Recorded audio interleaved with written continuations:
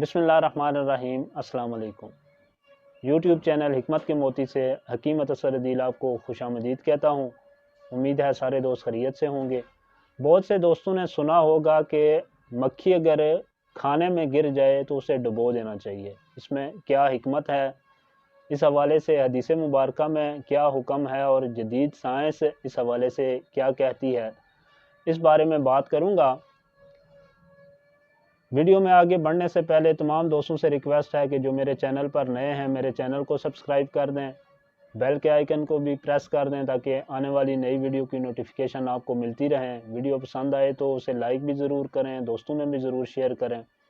واپس آتے ہیں موضوع کی طرف۔ تو حدیث مبارکہ میں رسول اللہ صلی اللہ علیہ وآلہ وسلم نے ارشاد فرمایا، ابن ماجہ میں حضرت ابو سعید خضری رحمۃ اللہ علیہ سے مروی ہے کہ رسول اللہ صلی اللہ علیہ وآلہ وسلم کا ارشاد گرامی ہے کہ مکھی کے ایک پر میں زہر اور دوسرے میں شفا ہوتی ہے، اس لیے اگر یہ کھانے میں گر جائے تو اسے غوطہ لگواؤ، مطلب ڈبو دو اسے، کیونکہ وہ جو زہر والا پر ہوتا ہے وہ پہلے کھانے میں شامل کرتی ہے اور جو شفا والا پر ہوتا ہے اسے مؤخر رکھتی ہے، مطلب اسے ڈبونے سے بچاتی ہے۔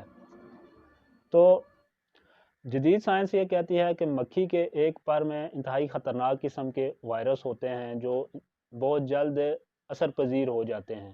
جب وہ کسی کھانے پینے کی چیز میں گرتی ہے تو وہ فوراً وہ پر اس میں ڈال دیتی ہے اور وہ جراثیم جو ہوتے ہیں فوری طور پر وہ کھانے میں اثر کرتے ہیں، کھانے میں شامل ہو جاتے ہیں، جبکہ اس کے دوسرے پر میں اسی وائرس کا دفاع وائرس جسے اینٹی وائرس بھی کہا جاتا ہے وہ اس میں پائے جاتے ہیں۔